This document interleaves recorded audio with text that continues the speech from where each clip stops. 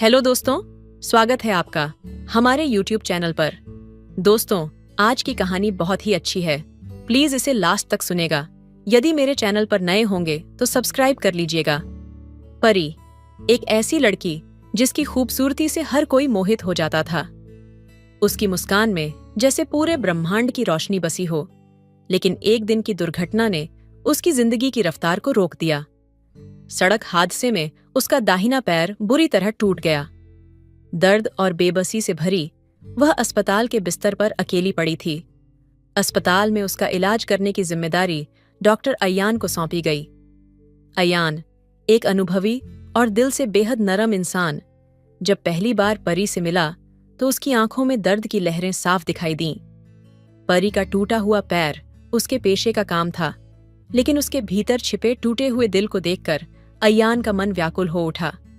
अयान ने उसके इलाज की शुरुआत बेहद गंभीरता और आत्मीयता से की। हर सुबह वह उसके कमरे में आता, मुस्कुराकर उसे देखता और कहता, आज तुम्हारा दर्द थोड़ा कम होगा, ये मेरा वादा है। उसकी बातें जैसे परी के दिल को छू जातीं। परी को खाना खाने में भी दिक्कत होती। अयान ने कभी नर्सों को नहीं बुलाया, बल्कि अपने हाथों से उसे खाना खिलाया। जब परी झिझकती तो वह मुस्कुराकर कहता, तुम्हारा खाना मुझ पर एक एहसान है, मुझे और मजबूत बनाता है। यह सुनकर परी की आंखें नम हो जातीं। एक दिन जब परी का चेहरा थकावट और दर्द से बेजान लग रहा था, अयान ने अपने हाथों से उसके बाल संवारे और हल्का सा मेकअप कर दिया। उसने हंसते हुए कहा, परी, तुम तो पहले से ही खूबसूरत हो, मैं तो बस तुम्हारी चमक को थोड़ा और बढ़ाने की कोशिश कर रहा हूं। परी की आंखों में पहली बार एक छोटी सी मुस्कान लौटी। वह दिन भी आया जब नहाने की स्थिति में वह खुद को असमर्थ महसूस कर रही थी। अयान ने उसे संकोच से रोका और कहा, तुम्हारी गरिमा मेरे लिए सबसे ऊपर है। मेरा मकसद सिर्फ तुम्हारी मदद करना है। उसकी आवाज में इतनी सच्चाई और गर्मजोशी थी कि परी के अंदर का सारा झिझक टूट गया।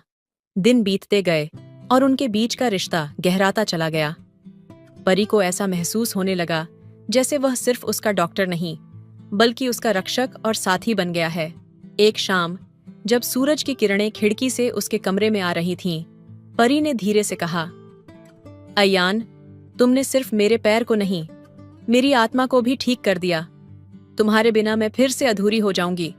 अयान ने उसका हाथ थामा और गर्मजोशी से कहा, परी, तुम्हारी हिम्मत ने मुझे सिखाया कि प्यार सिर्फ शब्दों में नहीं, बल्कि देखभाल और समर्पण में होता है। क्या तुम मुझे अपने जीवन का हिस्सा बनने दोगी? परी की आंखों से आंसू बह निकले, लेकिन उनमें दर्द नहीं, खुशी थी। उसने धीरे से हाँ कहा और अयान के हाथ को कसकर पकड़ लिया। उनकी कहानी वहीं खत्म नहीं हुई, वह तो बस एक शुरुआत थी। अयान और परी ने एक दूसरे के साथ अपनी जिंदगी को न सिर्फ प्यार से भर दिया, बल्कि हर लम्हे में एक नई रोशनी भर दी। ये सिर्फ एक डॉक्टर और मरीज की कहानी नहीं, बल्कि दो आत्माओं के जुड़ने की दास्तां थी, जिसमें हर स्पर्श में गर्मजोशी और हर पल में प्रेम था। अयान और परी अब एक दूसरे के बिना अधूरे थे। अस्पताल से छुट्टी के बाद अयान ने परी को अपने घर आने का न्योता दिया, ताकि वह पूरी तरह ठीक हो सके। परी पहले तो झिझकी, लेकिन अयान की आंखों में वो भरोसा और स्नेह देखकर उसने हाँ कह दिया। अयान ने अपनी सारी जिम्मेदारियां छोड़कर परी की देखभाल को अपना पहला मकसद बना लिया। हर सुबह वह परी के कमरे में आता, खिड़की के पर्दे हटाता और कहता, देखो, सूरज तुम्हारा इंतजार कर रहा है। उसकी बातें परी के चेहरे पर एक मासूम मुस्कान ले आतीं। एक दिन जब परी ने खुद से चलने की कोशिश की, वह दर्द के कारण गिरने ही वाली थी कि अयान ने उसे अपनी बाहों में संभाल लिया। उसकी पकड़ इतनी सुकून भरी थी कि परी का डर पिघलने लगा। उसने धीरे से कहा, तुम्हारे साथ मुझे कभी गिरने का डर नहीं लगता। अयान ने उसे करीब खींचते हुए मुस्कुराकर कहा, क्योंकि मैं तुम्हें कभी गिरने ही नहीं दूंगा। अयान ने परी को धीरे धीरे उसकी जिंदगी के हर छोटे छोटे पलों में प्यार से भर दिया। एक शाम जब हल्की बारिश हो रही थी, अयान ने परी को अपने साथ बालकनी में ले जाने का सोचा। उसने परी को गोद में उठाया और बालकनी में ले जाकर कुर्सी पर बिठा दिया। बारिश की बूंदें और ठंडी हवा दोनों को करीब ला रही थीं। परी ने हल्की आवाज में कहा, अयान, मैं तुम्हारे बिना अधूरी हूँ। तुम्हारी ये देखभाल, ये प्यार, मुझे महसूस होता है कि मैं फिर से जीने लगी हूँ। अयान ने उसकी आंखों में झांका और गहरी आवाज में कहा, परी, तुम मेरी जिंदगी का वो हिस्सा हो जिसे मैंने कभी नहीं सोचा था कि मिलेगा। तुम्हारे बिना मेरी हर खुशी अधूरी है। वह धीरे से परी का हाथ पकड़कर झुक गया और उसकी उंगलियों को अपने होठों से छुआ। परी की धड़कनें तेज हो गईं। उसने अयान के चेहरे पर हाथ रखा और कहा, तुम मेरे लिए सिर्फ एक साथी नहीं, मेरी ताकत हो। उस रात दोनों ने पहली बार एक दूसरे के दिल की सारी बातें कह दीं।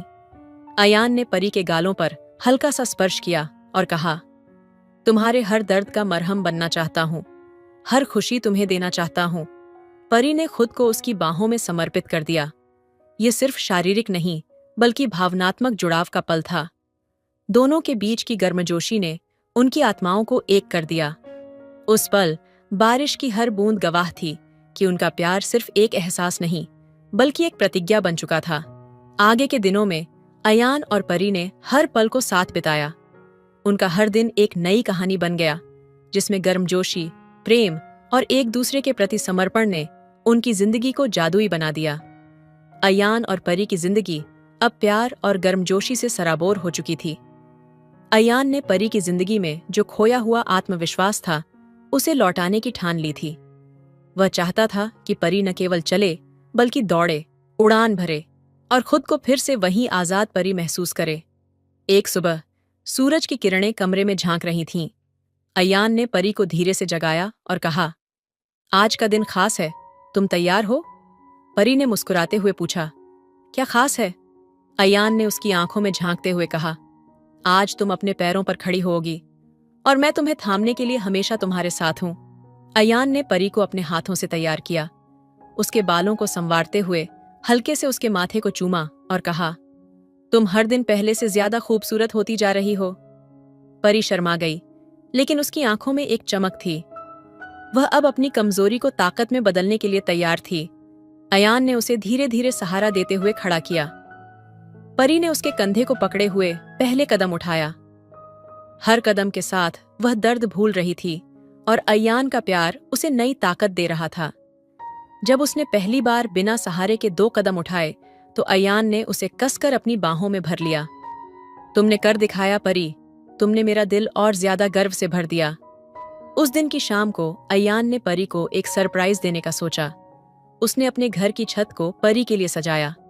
टिमटिमाती लाइट्स, फूलों की खुशबू और हल्की धीमी संगीत ने माहौल को जादुई बना दिया। जब परी छत पर पहुंची तो वह मंत्रमुग्ध रह गई। अयान ने उसके सामने घुटनों के बल बैठकर कहा, परी, तुमने मेरी जिंदगी में हर अधूरी चीज को पूरा कर दिया। मैं तुम्हें हमेशा संभालना चाहता हूँ, हर कदम पर तुम्हारे साथ खड़ा रहना चाहता हूँ। क्या तुम मेरी जिंदगी में हमेशा के लिए आओगी? परी की आंखों से आंसू बहने लगे, लेकिन ये आंसू खुशी के थे। उसने धीरे से अयान का हाथ थामा और कहा, तुमने मुझे मेरी खोई हुई पहचान वापस दी है। मैं तुम्हारे बिना अब कभी नहीं रह सकती। हाँ, मैं तुम्हारे साथ हर पल बिताना चाहती हूँ।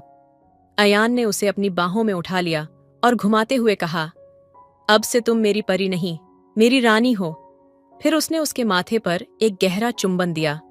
उस रात दोनों ने एक दूसरे को वो हर एहसास बताया जो अब तक उनके दिलों में छुपा था। अयान ने परी के गालों को सहलाते हुए कहा, तुम्हारे बिना मेरी हर सांस अधूरी है। तुम मेरी जिंदगी का वो संगीत हो जो हर दिन बजता है। परी ने उसका चेहरा अपने हाथों में लिया और कहा, तुम्हारे प्यार ने मुझे जीना सिखाया। अब मेरा हर सपना तुम्हारे साथ पूरा होगा। उनका प्यार अब सिर्फ एक एहसास नहीं था, बल्कि हर स्पर्श, हर शब्द में वो गर्मजोशी और जुनून था जिसने उन्हें एक बना दिया। उनका रिश्ता अब किसी भी मुश्किल से ऊपर उठ चुका था। उन्होंने एक दूसरे के साथ एक नई जिंदगी की शुरुआत की, जहां हर दिन जोश और मोहब्बत की नई कहानी लिखी जाती। अयान और परी की जिंदगी अब एक नए मुकाम पर थी। दोनों के दिलों में प्यार की गहराई इतनी बढ़ चुकी थी कि हर पल में एक अद्भुत ऊर्जा महसूस होती थी। उनकी दुनिया अब केवल एक दूसरे के इर्द गिर्द घूमती थी। एक दिन जब सुबह की हल्की धूप खिड़की से कमरे में आ रही थी, परी ने अयान को सोते हुए देखा। उसकी आंखों में एक चमक थी। वह सोच रही थी कि कैसे यह इंसान उसकी टूटी हुई जिंदगी को जोड़ने के लिए अपना सब कुछ दांव पर लगा चुका है। उसने धीरे से अयान के बालों को सहलाया और उसके माथे पर एक कोमल चुंबन दिया। अयान ने उसकी उंगलियों का स्पर्श महसूस किया और आंखें खोलते हुए मुस्कुराया। परी, क्या तुम मेरी चोरी कर रही हो? उसने मजाक में कहा। परी हंस पड़ी और बोली, तुम्हारा दिल तो कब का मेरा हो चुका है, अब मैं क्या चुराऊंगी? अयान ने परी का हाथ पकड़कर उसे अपने करीब खींच लिया। उसकी गहरी आवाज में एक अटूट वादा झलक रहा था। परी, मैंने तुम्हें सिर्फ प्यार नहीं किया है, मैंने तुम्हें अपने जीवन का कारण बनाया है। तुम्हारे बिना मैं अधूरा हूं, हर सांस में बस तुम्हारा नाम है। परी की आंखें नम हो गईं।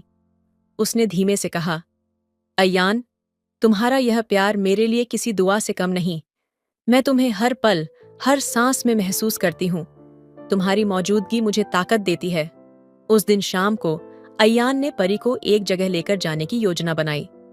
उसने परी के लिए एक लाल रंग की साड़ी खरीदी और कहा, ये पहन लो, मैं तुम्हें आज एक खास जगह ले चलूंगा। परी थोड़ी अचंभित थी, लेकिन उसने बिना सवाल किए साड़ी पहन ली। जब वे बाहर निकले तो अयान ने परी को एक पहाड़ी पर ले जाकर रोक दिया।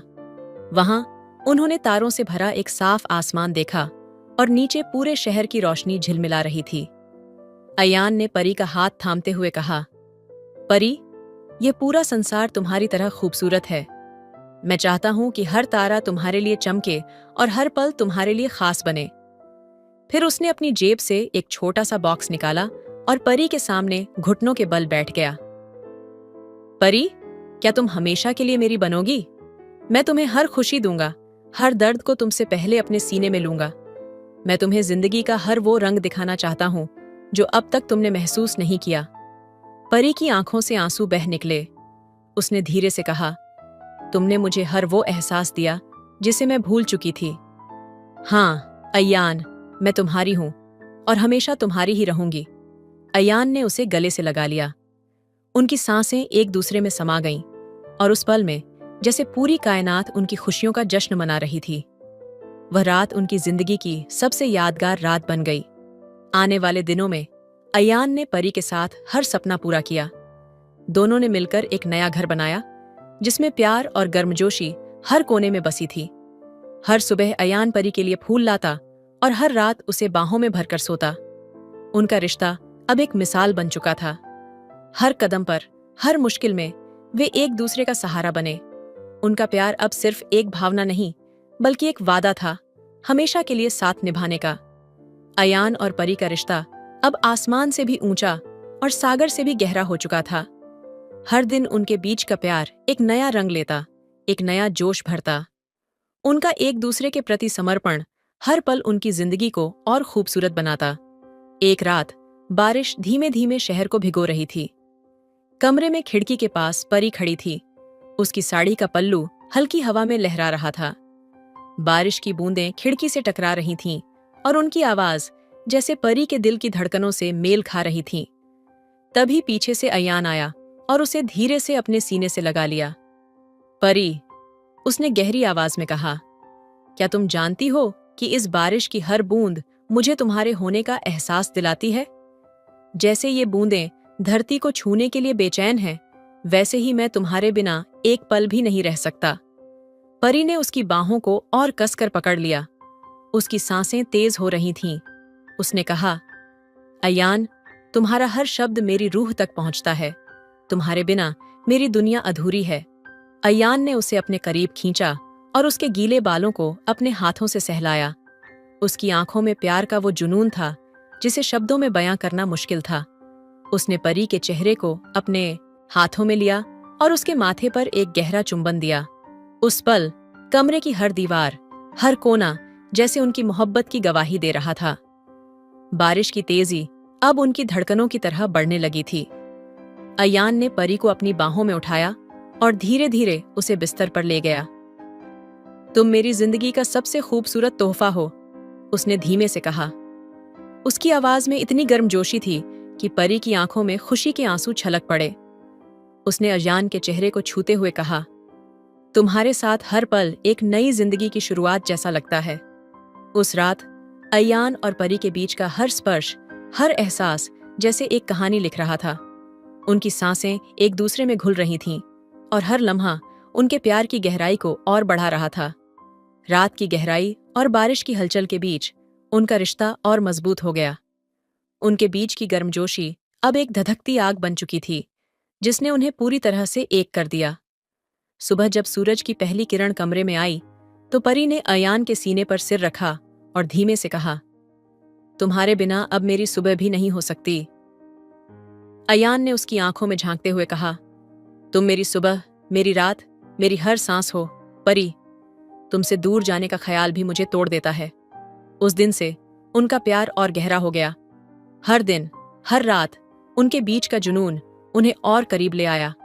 उनका रिश्ता अब सिर्फ दो इंसानों का नहीं था, बल्कि दो आत्माओं का मिलन बन चुका था।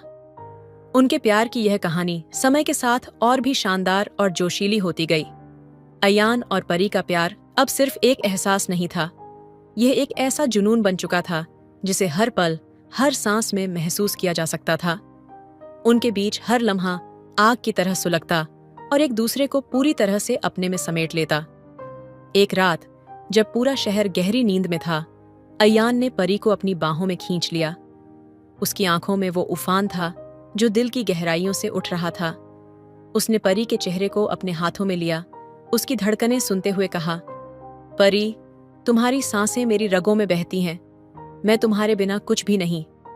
परी ने अपने होठों को हल्का सा खोलते हुए कहा, अयान, तुम्हारी हर बात मेरे दिल में एक आग लगा देती है। तुमने मुझे वो महसूस कराया है जिसे मैं कभी समझ नहीं पाई थी। अयान ने उसकी कमर को अपनी बाहों में और कसकर जकड़ लिया। उनकी नजदीकियां अब किसी भी शब्द से परे थीं। उसने परी के बालों को अपने हाथों में थामा, उसकी गर्दन को अपने होठों से छुआ और धीमी आवाज में कहा, तुम मेरी हो परी, पूरी तरह से। हर लम्हा, हर सांस सिर्फ मेरी। परी की सांसें तेज हो गईं। उसने अयान की ओर देखा, उसकी आंखों में अब पूरी तरह से खुद को खो देने की चाहत झलक रही थी। उसने कहा, अयान, मैं तुम्हारे बिना कुछ भी नहीं हूं। मुझे हर पल तुम्हारे साथ चाहिए, जैसे तुम्हारे प्यार की आग मुझे जला रही है और फिर उसी आग से मैं खुद को पा रही हूं। उनके बीच का हर स्पर्श जैसे आग की लपटों से भरा हुआ था। अयान ने परी को अपने करीब खींचा और उसे अपने सीने से लगा लिया। उसने कहा, आज की रात मैं तुम्हें महसूस करना चाहता हूं, हर लम्हे को अमर बनाना चाहता हूं। तुम्हारे बिना मेरा हर सपना अधूरा है। परी ने उसके होठों पर अपनी उंगलियां रखते हुए कहा, तुम मेरे लिए सब कुछ हो अयान। मैं तुम्हारे बिना अपनी जिंदगी की कल्पना भी नहीं कर सकती। उस रात उनके बीच की दूरियां पूरी तरह मिट चुकी थीं। हर स्पर्श, हर सांस, हर पल एक विस्फोट की तरह था जो उनकी मोहब्बत को और गहरा कर रहा था। उनकी आत्माएं एक हो चुकी थीं। सुबह की पहली किरण ने जब उन्हें छुआ, परी ने अयान के सीने पर सिर रखा और कहा, तुम्हारा प्यार मेरी जिंदगी की वो आग है जो मुझे हर दिन जीने की वजह देती है। मैं हर जन्म में तुम्हारी रहना चाहती हूं। अयान ने उसे अपनी बाहों में भरते हुए कहा, परी, तुम्हारा प्यार मेरी ताकत है। मैं तुम्हें हर पल खुशियों से भर दूंगा। हमारे बीच की ये आग कभी नहीं बुझेगी, बल्कि हमेशा और तेज होती रहेगी। उनकी कहानी अब एक अटूट बंधन बन चुकी थी, एक ऐसा रिश्ता जो हर जुनून, हर हद और हर मुश्किल को पार करके और भी गहरा होता चला गया। उनका प्यार अब एक विस्फोटक ज्वाला था जो हर दिन और रात को जलाकर रोशन करता था। तो दोस्तों, आपको यह स्टोरी कैसी लगी कमेंट करके जरूर बताएं। मिलते हैं अगली कहानी में, तब तक अपना ख्याल रखिए। धन्यवाद। हेलो दोस्तों, स्वागत है आपका हमारे YouTube चैनल पर। आज की कहानी बहुत ही अच्छी है, इसलिए लास्ट तक सुनिएगा। यदि मेरे चैनल पर नए होंगे तो प्लीज सब्सक्राइब भी कर दीजिएगा। तो चलिए कहानी सुनाते हैं। मैं रेखा हूं। मेरी शादी को 6 महीने हुए हैं। एक छोटे से गांव में, जहां रिश्ते सांस लेते हैं, हमारा परिवार बसा हुआ है। मेरी सास ससुर, मेरी ननद और मैं, हम सब एक ही घर में रहते हैं। मेरा पति मुंबई में काम करता है। वह महीने में मुश्किल से 2 बार ही घर आ पाता है। उसकी कमी ने मेरे भीतर एक खालीपन भर दिया है, जो दिन के उजाले में तो छिपा रहता है, पर रात के अंधेरे में चुपके से उभर आता है। हमारे घर में कई कमरे खाली हैं, उनमें पुराना सामान पड़ा रहता है। मैं अपनी ननद के साथ सोती हूँ। वह मेरी सबसे अच्छी साथी बन गई है। लेकिन इंसानी दिल की गहराइयों में कुछ ऐसा भी होता है जो किसी को नहीं बताया जा सकता। उस रात आधी रात को मेरी नींद खुली। घर में अजीब सी खामोशी थी, पर इस खामोशी के बीच कहीं से आवाजें आ रही थीं, मेरे सास ससुर के कमरे से। मैंने सोचा शायद मुझे भ्रम हो रहा है, पर जब मैंने उनके दरवाजे के पास जाकर देखा तो मेरे दिल की धड़कन तेज हो गई। उनकी कमरे की लाइट जली हुई थी और अंदर से धीमी धीमी आवाजें आ रही थीं। मैंने चाहकर भी अपनी आंखें हटाई नहीं।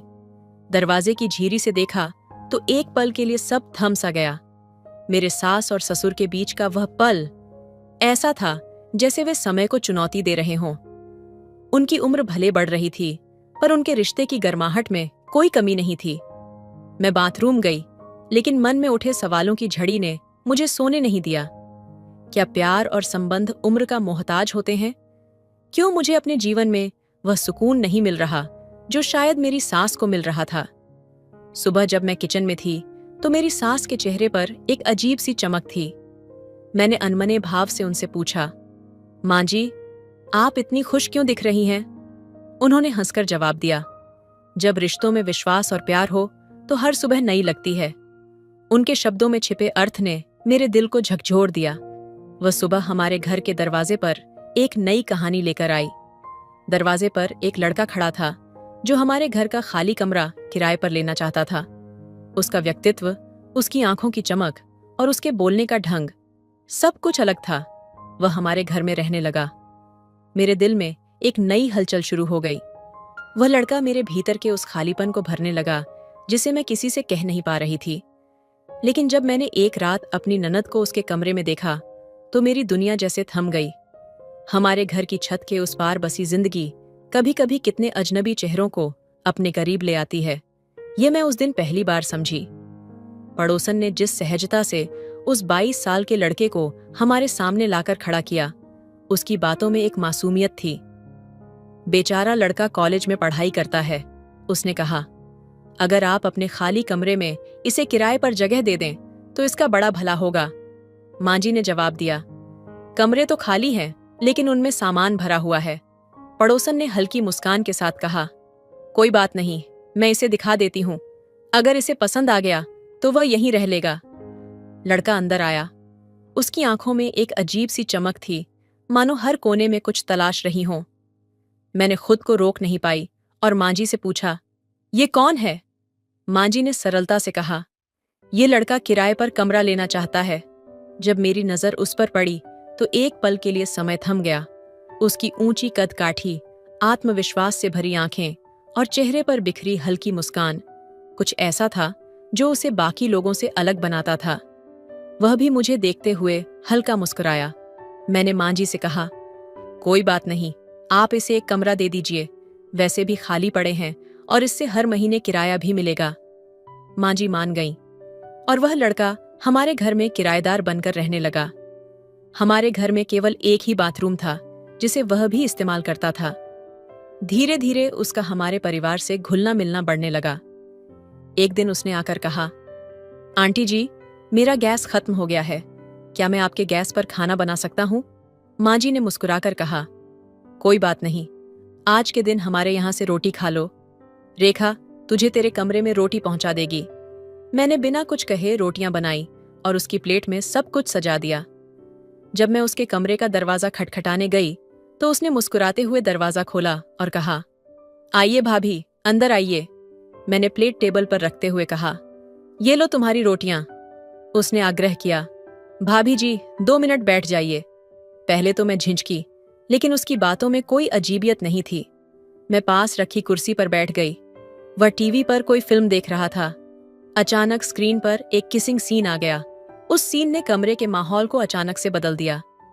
मेरी नजरें स्क्रीन से हटने का नाम नहीं ले रही थीं और उसी पल मुझे महसूस हुआ कि मैं एक ऐसे क्षण का हिस्सा बन चुकी हूं जो शायद कभी मेरी जिंदगी में नहीं आता।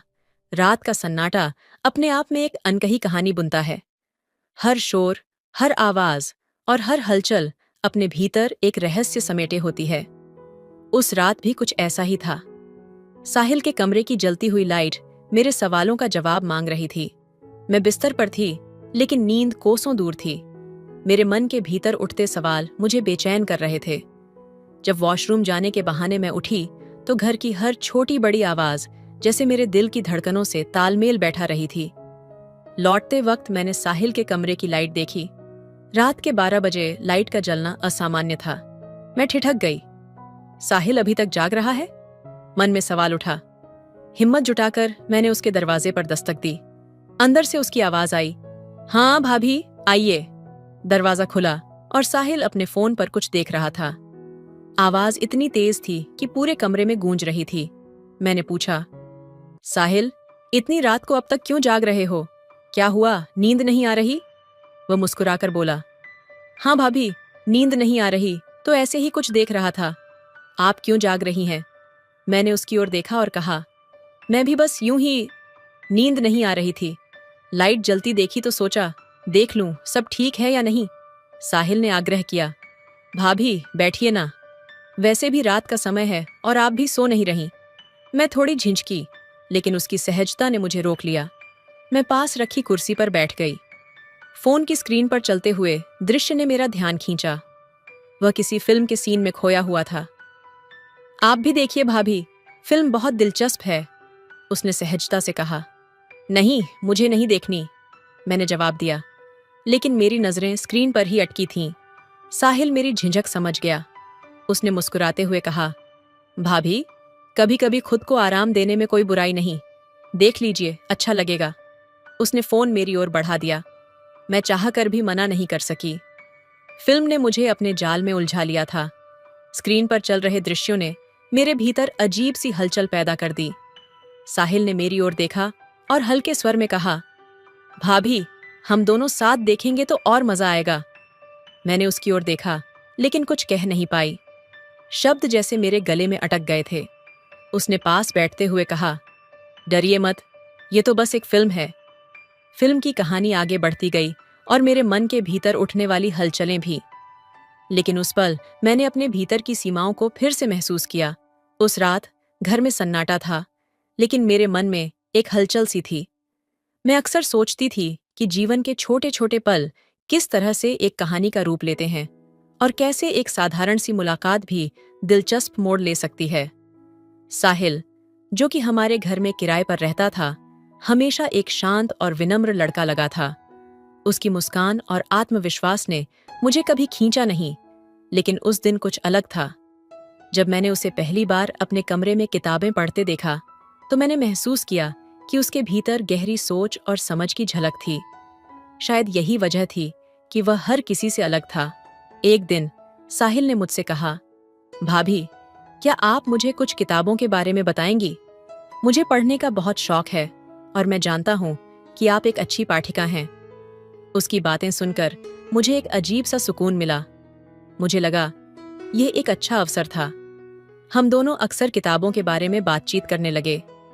धीरे धीरे हमारी दोस्ती गहरी होने लगी और मैंने महसूस किया कि साहिल की सरलता और उसकी सोच की गहराई ने मुझे कुछ नया सिखाया। लेकिन यह सब उतना आसान नहीं था। जीवन में कभी भी समस्याएं आती हैं और हमें उनका सामना करना पड़ता है। एक रात जब मैं अकेले बगीचे में बैठी थी, मैंने अपने जीवन की कई बातों पर विचार किया। मुझे महसूस हुआ कि रिश्ते हमेशा आसान नहीं होते, लेकिन जब दो लोग एक दूसरे को समझते हैं और समर्थन करते हैं, तो किसी भी चुनौती का सामना करना आसान हो जाता है। साहिल ने हमेशा मुझे प्रेरित किया था और अब मैं यह समझ पाई थी कि प्यार और विश्वास से हर रास्ता आसान हो जाता है। अगली सुबह साहिल मेरे पास आया और बोला, भाभी मुझे लगता है कि जीवन में हर किसी को अपने सपनों को पूरा करने का हक है, लेकिन इसके लिए हमें खुद से लड़ना पड़ता है। उसने मुझे यह सिखाया कि जीवन के हर संघर्ष में कुछ न कुछ सीखने की छिपी हुई संभावना होती है, और यही उसकी सच्चाई थी। वह एक आदर्श मित्र था जिसने न सिर्फ मुझे बल्कि खुद को भी अपने लक्ष्यों की ओर प्रेरित किया। एक दिन जब साहिल ने मुझे एक किताब तोहफे में दी जिसमें जीवन और प्रेम के गहरे अर्थ थे, मैंने समझा कि प्यार और समझदारी से बड़ा कोई तोहफा नहीं हो सकता।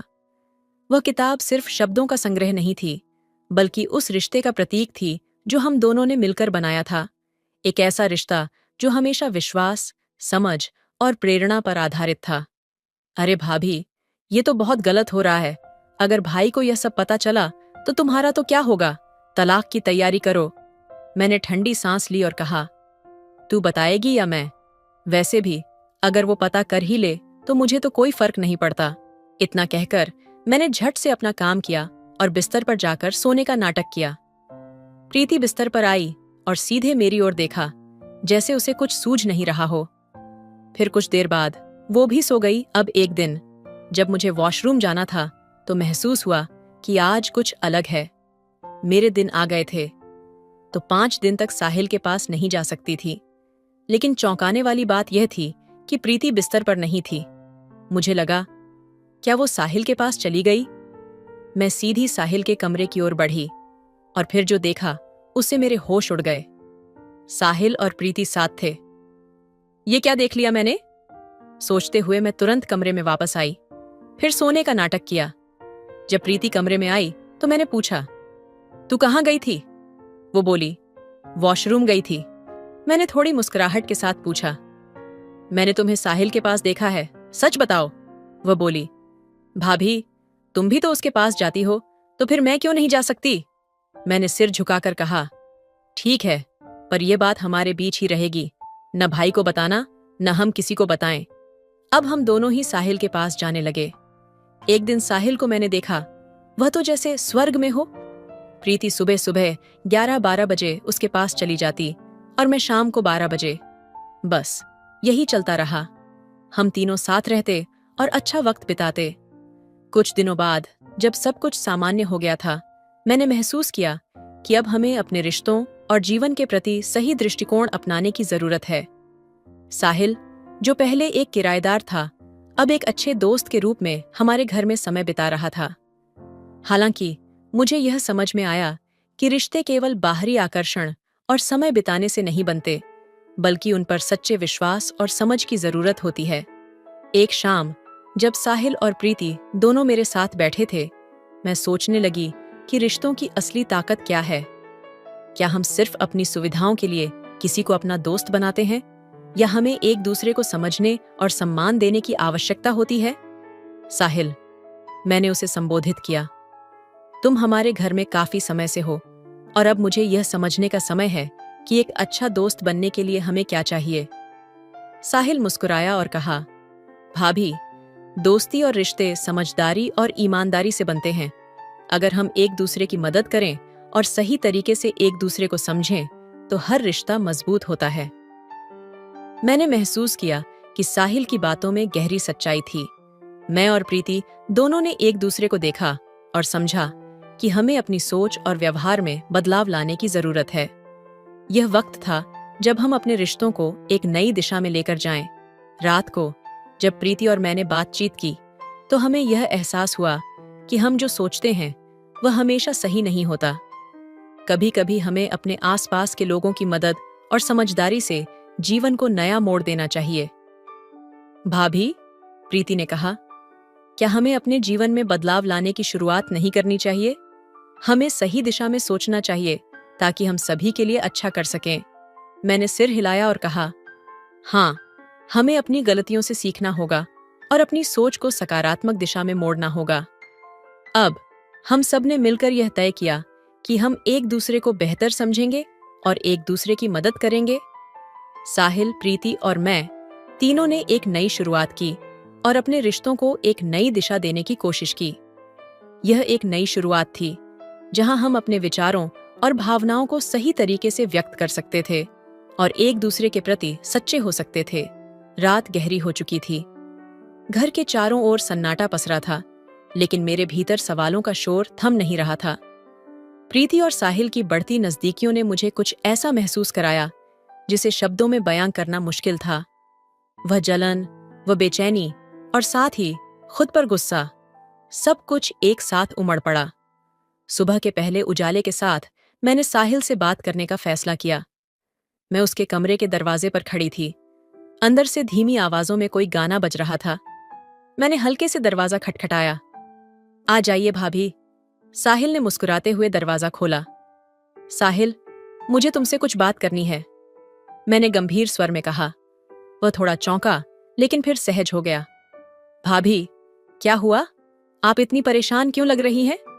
तुम्हें लगता है कि हम जो कर रहे हैं वह सही है? मैंने उसकी आंखों में सीधे देखते हुए पूछा। साहिल ने नजरें झुका लीं। भाभी, मैं मानता हूं कि यह सब गलत है, लेकिन मैंने कभी ऐसा सोचा नहीं था।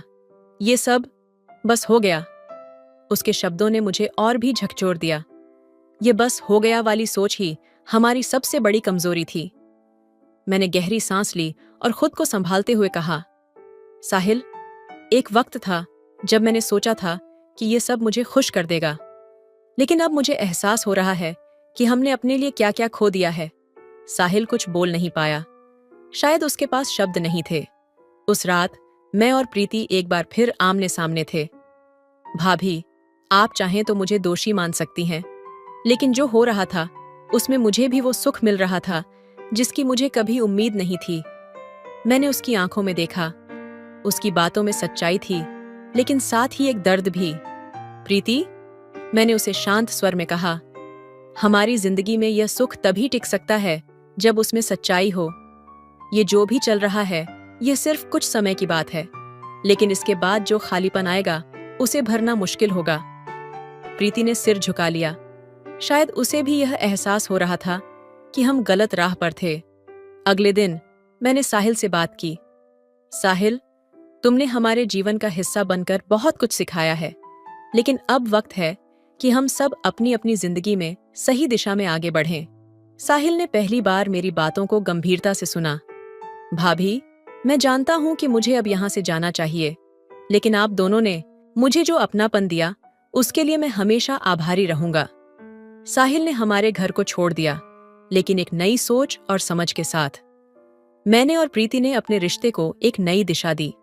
हमने अपने जीवन में गलतियों से सीखा और एक दूसरे का सहारा बनकर सही राह पर चलने की कोशिश की। रात के सन्नाटे ने मानो एक गहरी साजिश रच रखी थी। साहिल के जाने के बाद सब कुछ शांत होना चाहिए था, लेकिन घर के भीतर एक अजीब सी बेचैनी पसरी हुई थी। प्रीति और मैं खुद से ही सवाल कर रहे थे, क्या यह सब खत्म हो गया या अभी भी कुछ अधूरा था? साहिल के जाने के बाद मैं अपने कमरे में अकेली बैठी थी। कमरे की दीवारें मानो मुझसे सवाल पूछ रही थीं। हर कोना, हर साया मुझे मेरे गलत फैसलों का एहसास करा रहा था। मैं खुद को बार बार समझाने की कोशिश कर रही थी कि यह सब एक बुरा सपना था जो अब खत्म हो चुका है। लेकिन क्या सचमुच? प्रीति ने चुप्पी साध रखी थी। वह दिन भर अपने कमरे में बंद रही। उसकी आंखों में वह चमक अब नहीं थी और न ही वह पहले की तरह हंसती थी। एक दिन उसने मुझसे कहा, भाभी, साहिल ने हमारी जिंदगी में जो खालीपन छोड़ दिया है उसे भरना मुश्किल है, लेकिन शायद यह जरूरी था। मैंने उसकी आंखों में देखा। वहां दर्द, पछतावा और शायद थोड़ा सुकून भी था। एक रात जब सब सो रहे थे, मेरे दरवाजे पर एक धीमी दस्तक हुई। मैंने दरवाजा खोला तो सामने प्रीति खड़ी थी। उसकी आंखों में आंसू थे। उसने मेरे हाथ पकड़े और कहा, भाभी, मैंने अपने आप को बहुत कमजोर बना लिया था, लेकिन अब मैं बदलना चाहती हूँ। मुझे माफ कर दो। मैंने उसे गले लगा लिया। हम दोनों रो पड़े। ये आंसू पछतावे के थे, लेकिन साथ ही एक नई शुरुआत की उम्मीद के भी। एक और सत्य का सामना कुछ दिनों बाद, जब माहौल थोड़ा शांत हुआ, मेरे पति घर लौटे। मैं उनके सामने बैठी और पहली बार उनसे अपनी भावनाएं साझा कीं। मैंने साहस जुटाकर कहा, हमारे बीच जो दूरी आ गई थी वह मुझे तोड़ रही थी, लेकिन अब मैं इसे और आगे बढ़ने नहीं दूंगी। उनकी आंखों में मुझे अपने लिए एक नई समझ दिखाई दी। उन्होंने मेरा हाथ पकड़ा और कहा, हम सब गलतियां करते हैं, लेकिन उनका सामना करना ही सबसे बड़ी जीत है। मैं तुम्हारे साथ हूं। उस दिन के बाद मैंने और प्रीति ने अपनी अपनी जिंदगी को नए सिरे से शुरू किया। मैंने अपने पति के साथ अपने रिश्ते को मजबूत किया और प्रीति ने भी अपने करियर और सपनों पर ध्यान देना शुरू किया। साहिल ने भी हमारी जिंदगी से हटकर अपनी नई राह पकड़ ली। ये कहानी केवल गलतियों की नहीं थी, बल्कि यह उन गलतियों से सीखकर एक नई राह चुनने की थी। जीवन कभी कभी हमें तोड़ता है, लेकिन वही टूटन हमें खुद को फिर से जोड़ने का मौका देती है। तो दोस्तों, आपको यह कहानी कैसी लगी कमेंट करके जरूर बताएं। मिलते हैं अगली कहानी में। तब तक अपना ख्याल रखिए। धन्यवाद। हेलो दोस्तों, स्वागत है आपका हमारे YouTube चैनल पर। दोस्तों, यदि मेरे चैनल पर पहली बार होंगे तो मेरे चैनल को सब्सक्राइब कर लीजिएगा। तो चलिए जल्दी से कहानी सुनाते हैं आपको। गोवा का वह रात जब समुद्र की लहरें चांदनी रात के साथ मिलकर एक रहस्यमयी संगीत गुनगुना रही थीं, जैसे पूरे ब्रह्मांड ने आपके प्यार की गवाही देने का मन बना लिया हो। पार्टी का माहौल था, संगीत की धुनें थीं और खुशियों से भरे चेहरे। लेकिन तभी भीड़ के बीच से वह दिखी, एक रशियन लड़की जिसने अपनी सुंदरता और स्मार्टनेस से पूरे माहौल को जैसे थाम लिया। वह धीरे धीरे आपकी ओर आई। उसकी नीली आंखों में समुद्र की गहराई और होंठों पर चांद की मासूमियत थी। उसने मुस्कुराते हुए मेरा नाम पूछा, क्या तुम मेरा नाम जानना चाहोगे? उसकी आवाज में एक अजीब सी नरमी थी, जैसे वो किसी रहस्य को खोलने के लिए तैयार हो। उस पल में सब कुछ जैसे थम गया था। समुद्र की लहरें, संगीत की ध्वनियाएं और बाकी सारी दुनिया, सब कुछ सिर्फ उस एक पल में सिमट आया।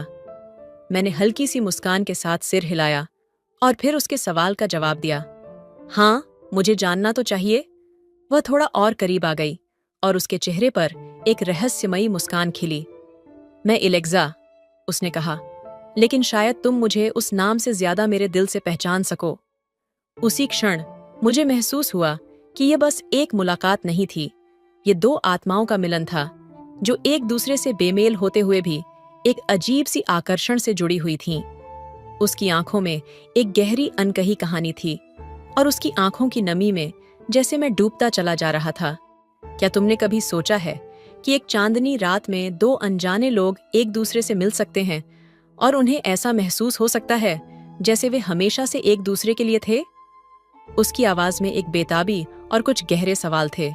मैंने धीरे से उसकी ओर देखा और फिर कहा, शायद यह चांदनी रात ही है जो हमें यह सब महसूस करा रही है, लेकिन मुझे लगता है कि हमारी मुलाकात कुछ खास है।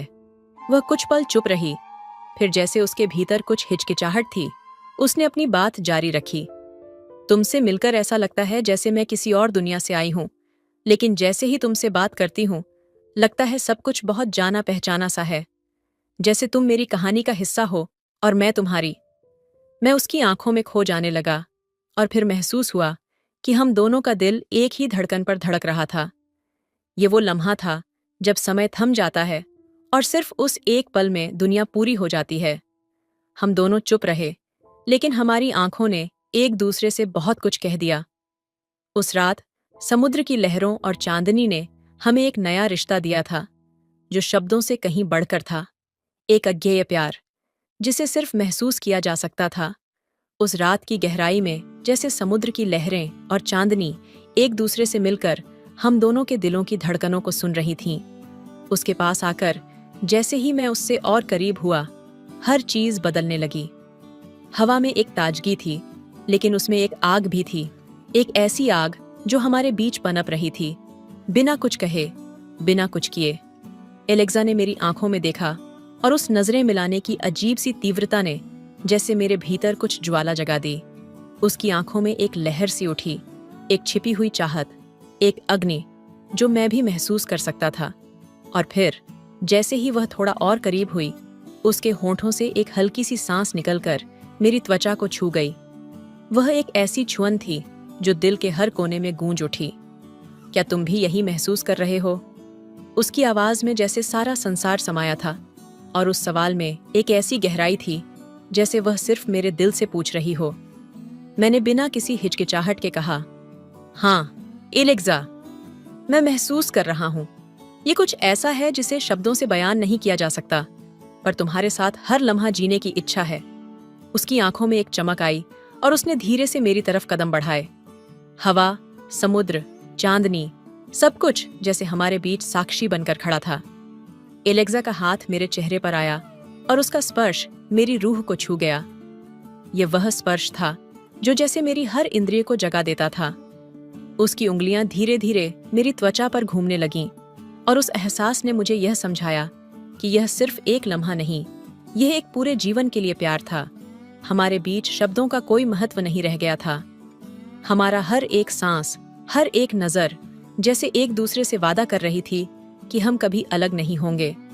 और फिर जैसे किसी ने हमारे बीच की दूरी को खत्म कर दिया, मैंने उसे अपनी बाहों में समेट लिया। उसका सिर मेरे सीने पर था और मैं उसकी सांसों को महसूस कर सकता था। यह एक ताजगी और उबाल से भरी सांसें थीं, जैसे कोई आग बुझाने की कोशिश कर रहा हो, लेकिन वह आग और तेज हो रही थी। एलेक्सा ने अपनी आंखें बंद कर लीं और मैंने उसे महसूस किया, उसकी नमी, उसकी गर्मी, उसकी हॉटनेस। तुम मेरे लिए सब कुछ हो, एलेक्सा, मैंने उसके कान में कहा, और मेरे शब्दों में एक तात्कालिक बल था, जैसे मैं अपनी सारी चाहत और गर्मी उसे समर्पित कर रहा था।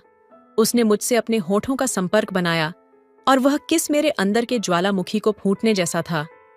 जैसे उसकी किस में सारा संसार सिमट आया था और मैं उस किस में अपनी रूह को खोने के लिए तैयार था।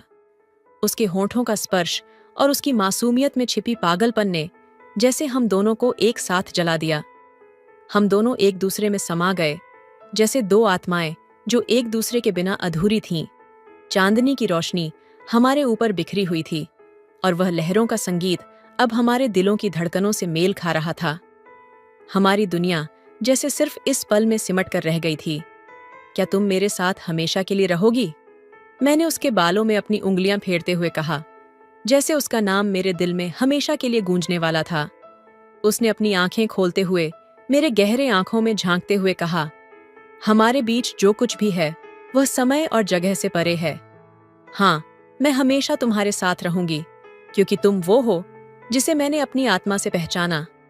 और उस रात गोवा का समुद्र, चांदनी, हवा, सब कुछ हमारी प्रेम कहानी के गवाह बन गए। और उसकी आवाज में ऐसा जादू था जैसे पूरा ब्रह्मांड ठहर गया हो। उसने बेझिझक आपके सामने खड़े होकर कहा, मैं तुम्हें पहली बार देखकर ही समझ गई कि तुम मेरे हो। क्या तुम मेरे साथ अपनी पूरी जिंदगी बिताओगे? आपका दिल जैसे तेज धड़कने लगा। एक अजीब सा सुकून और जुनून आपके भीतर समा गया। पहली नजर में आप उसे चाहते थे और यह आपकी जिंदगी का सबसे खूबसूरत पल था।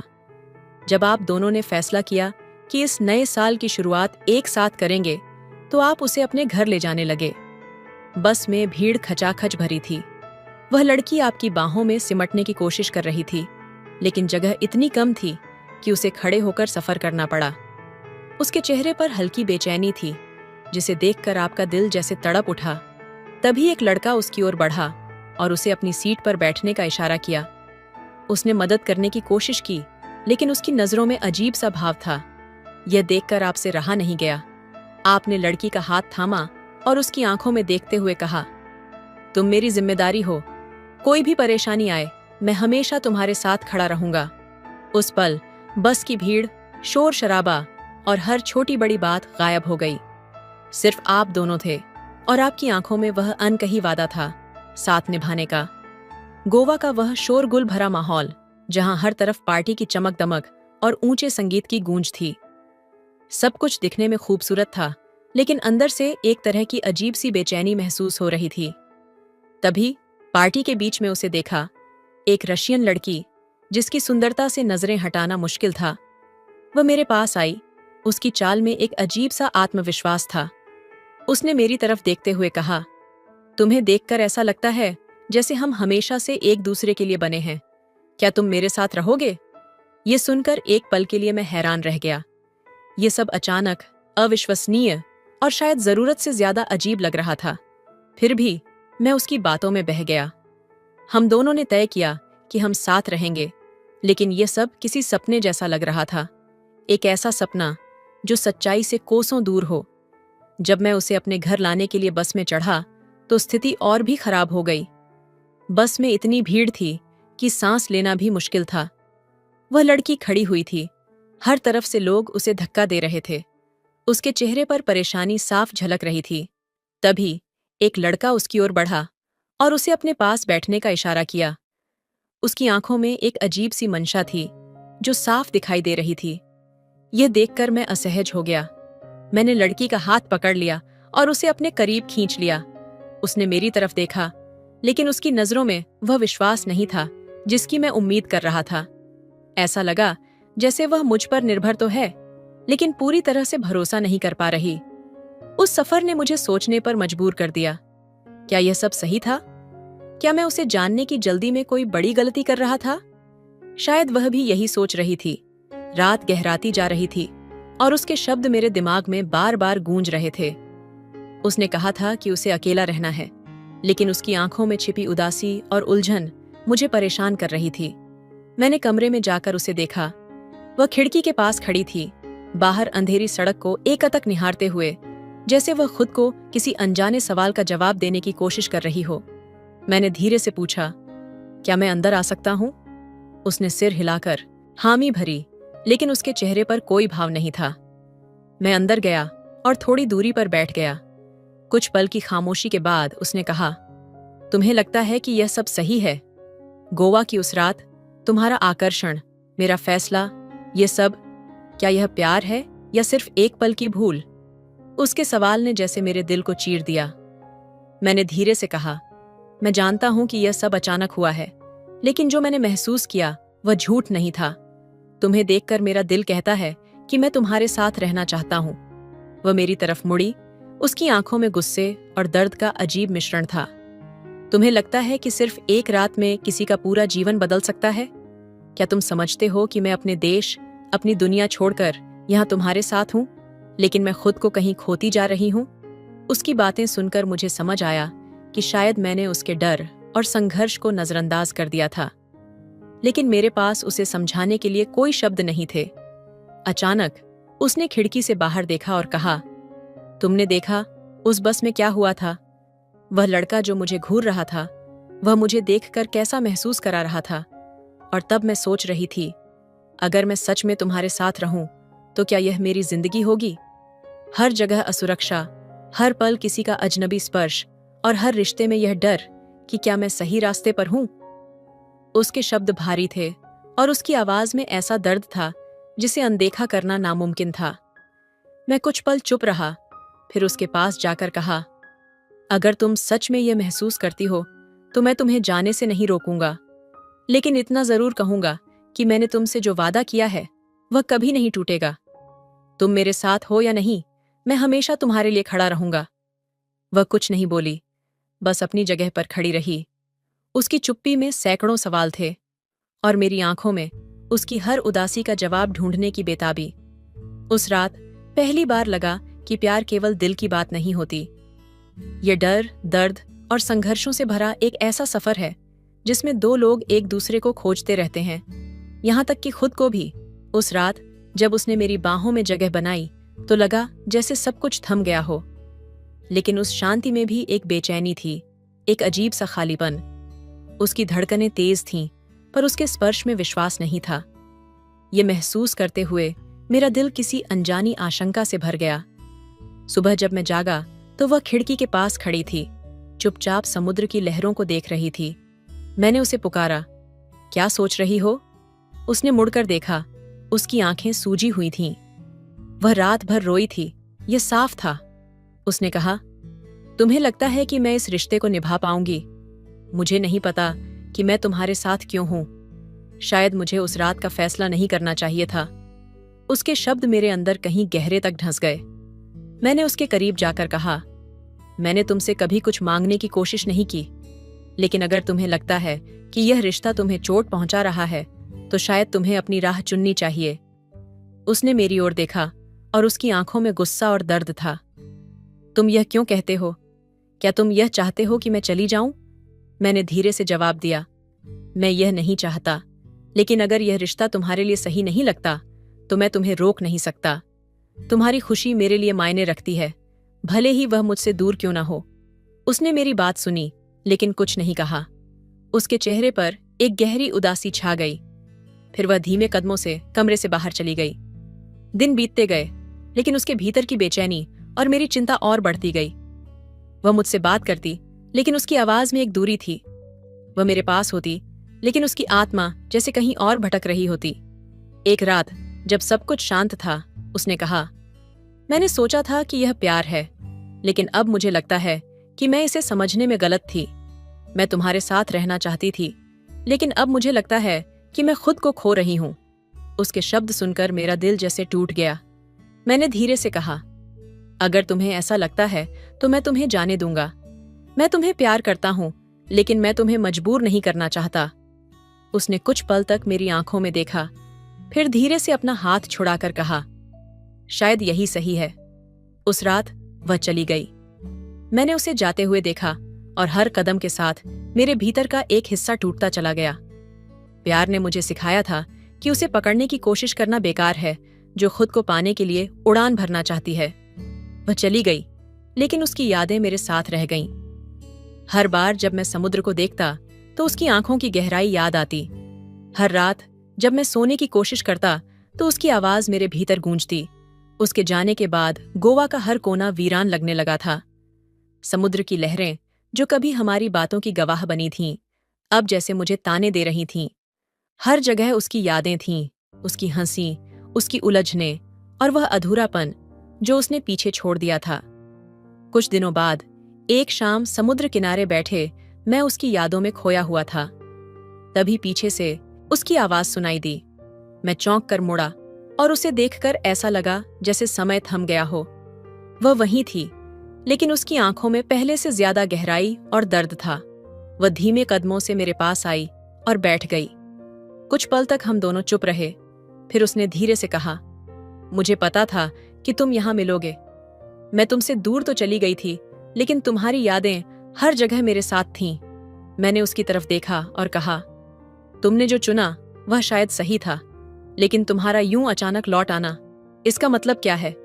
उसने गहरी सांस ली और समुद्र की तरफ देखते हुए कहा, मैं यह नहीं कह सकती कि मैं सही थी या गलत, लेकिन मैं अब भी खुद को खोज रही हूं। मुझे लगा था कि दूर जाकर सब कुछ साफ हो जाएगा, लेकिन उलझने और बढ़ गईं। उसकी बातें सुनकर मेरा दिल भारी हो गया। मैंने धीरे से पूछा, तो अब तुम क्या चाहती हो? तुम्हें क्या लगता है कि इस बार चीजें अलग होंगी? उसने मेरी तरफ देखा और उसकी आंखों में आंसू थे। शायद नहीं, लेकिन मैं जानती हूं कि मैंने तुम्हें दर्द दिया। मैं यह नहीं जानती कि हमारे बीच जो है वह प्यार है या सिर्फ एक आदत, लेकिन मैं यह जानती हूं कि मैं तुम्हें भूल नहीं सकी। उसकी यह बात सुनकर मेरे भीतर कई भावनाएं उमड़ पड़ीं, गुस्सा, दुख और कहीं न कहीं एक अधूरा प्यार।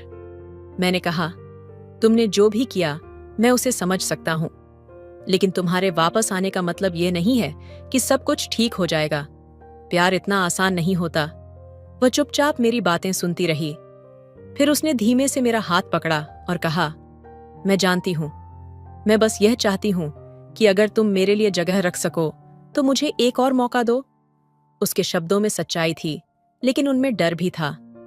मैंने उसका हाथ अपने हाथ में लिया और कहा, मुझे नहीं पता कि हम इसे फिर से बना सकते हैं या नहीं, लेकिन मैं कोशिश करने के लिए तैयार हूं, अगर तुम भी अपनी उलझनों को सुलझाने के लिए तैयार हो। उस रात हम दोनों ने गोवा के उस समुद्र किनारे पर बैठे बैठे अपनी टूटी हुई कहानी को फिर से जोड़ने की कोशिश की, लेकिन इस बार हर शब्द में एक डर छिपा था कि शायद यह आखिरी मौका हो। प्यार आसान नहीं था, लेकिन हम दोनों के दिलों में कहीं न कहीं यह चाहत थी कि शायद यह आखिरी बार सच हो जाए। आसमान में बादल घिरने लगे थे, जैसे हमारे रिश्ते की परछाई बनकर, लेकिन उसी अंधेरे में कहीं दूर एक उम्मीद की हल्की सी रोशनी भी थी। उस रात की बातचीत के बाद भी सब कुछ ठीक नहीं हुआ था। उसके शब्दों में जो सच्चाई और डर था, वह मेरे भीतर गूंजता रहा। मैं उसे एक और मौका देना चाहता था, लेकिन हर बार उसकी आंखों में जो अधूरापन दिखता, वह मेरे दिल को चोट पहुंचाता। हमने एक बार फिर साथ समय बिताना शुरू किया, लेकिन हर मुलाकात में कुछ न कुछ ऐसा था जो हमें और दूर ले जा रहा था। वह पास बैठती, लेकिन उसकी आंखें कहीं और देख रही होतीं। उसकी मुस्कान झूठी लगती, जैसे वह मेरे लिए नहीं, बल्कि किसी खोए हुए पल को याद कर रही हो। एक शाम जब हम समुद्र किनारे बैठे थे, मैंने उससे पूछा, क्या तुम वाकई इस रिश्ते को निभाना चाहती हो, या तुम बस खुद को दोषी महसूस करने से बचा रही हो? उसने मेरी ओर देखा, उसकी आंखों में आंसू थे। मैं नहीं जानती, उसने धीरे से कहा। मुझे नहीं पता कि मैं क्या चाहती हूं। शायद मैं यहां इसलिए हूं क्योंकि मैं खुद से भाग रही हूं, और शायद तुमसे जुड़ना मेरे लिए एक सहारा है। उसके ये शब्द सुनकर ऐसा लगा जैसे मेरे अंदर कुछ टूट गया हो। मैंने ठंडी आवाज में कहा, तुम्हारा सहारा बनने के लिए मैं हमेशा तैयार था, लेकिन अगर यह रिश्ता सिर्फ तुम्हारी कमजोरी का नतीजा है तो यह प्यार नहीं है। यह एक भार है जो मैं अकेले नहीं उठा सकता। वह चुप रही, लेकिन उसकी खामोशी में सब कुछ था, उसकी उलझन, उसका डर और उसकी असमर्थता। कुछ दिनों बाद उसने मुझसे कहा कि वह वापस अपने देश जाना चाहती है। शायद मुझे अपने सवालों के जवाब वहीं मिलेंगे, उसने कहा। उसकी बात सुनकर मैंने कोई विरोध नहीं किया। मैं जानता था कि उसे जाने देना ही सही है, लेकिन मेरे अंदर कहीं न कहीं यह उम्मीद थी कि वह लौटेगी। मैंने उससे कहा, अगर तुम वापस आना चाहो तो मैं यहीं रहूंगा, लेकिन अगर तुम न लौटो तो यह भी स्वीकार होगा। उसने जाते वक्त मेरी आंखों में देखा और उसकी आंखों में ऐसा दर्द था जिसे मैं कभी भूल नहीं सकता।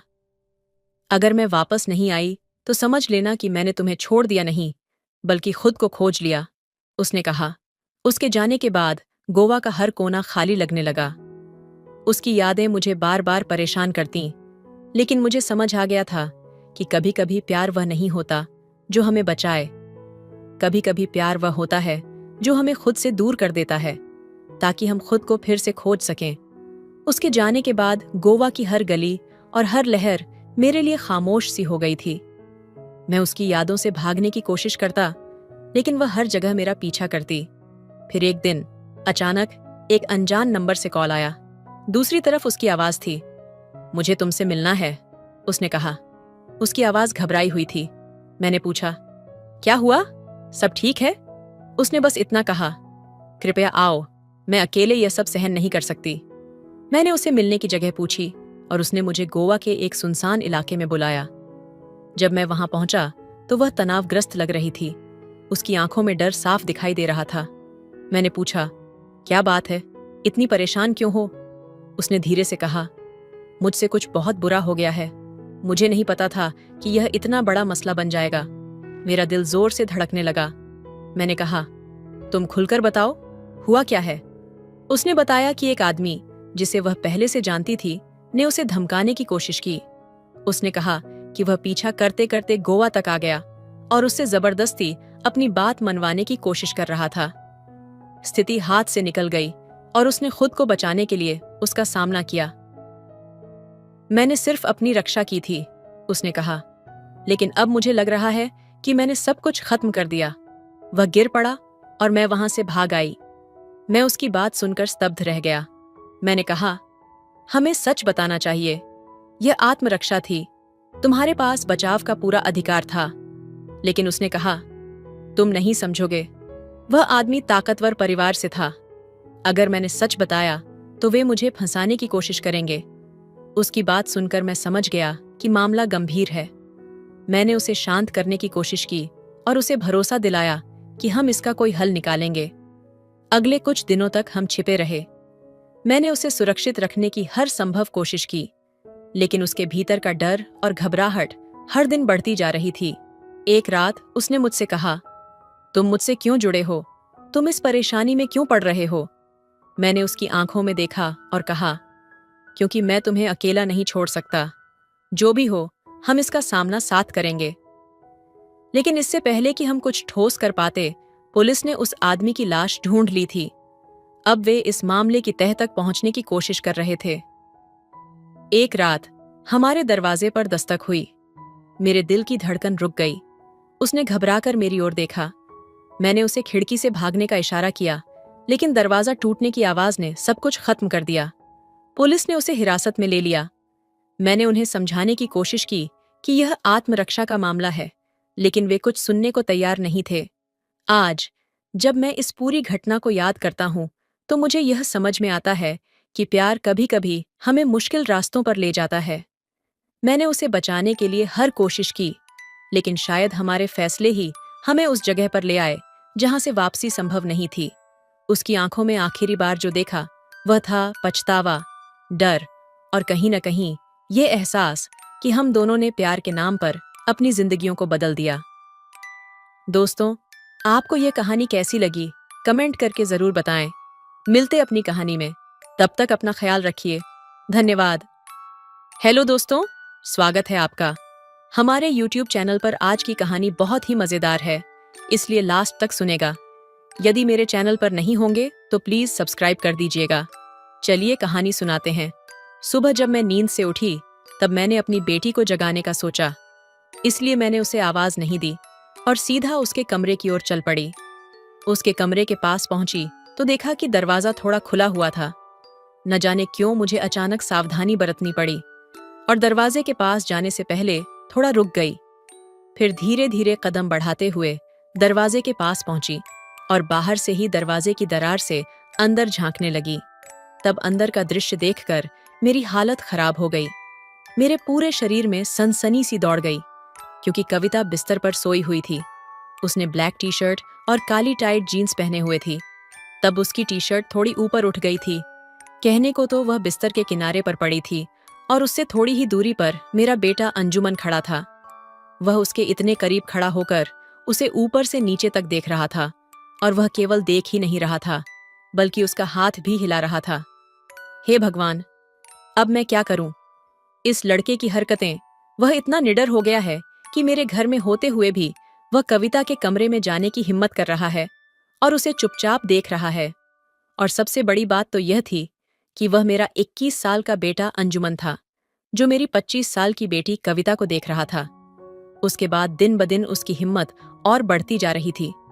उसकी ये हिम्मत देखकर मुझे और भी ज्यादा डर लगने लगा था कि वह कोई और कदम उठाकर कहीं उसे नुकसान ना पहुंचा दे, जिससे उन दोनों के जीवन का विनाश हो जाएगा। अंजुमन के कविता के प्रति इस तरह के विचार मैंने कभी नहीं देखे थे, लेकिन अब वह बड़ा हो रहा था और मैंने उसकी तरफ ध्यान नहीं दिया था। लेकिन दिन ब दिन वह उसकी तरफ ज्यादा आकर्षित होने लगा था। कविता उससे 4 साल बड़ी थी, इसलिए उसकी दुनिया अलग थी।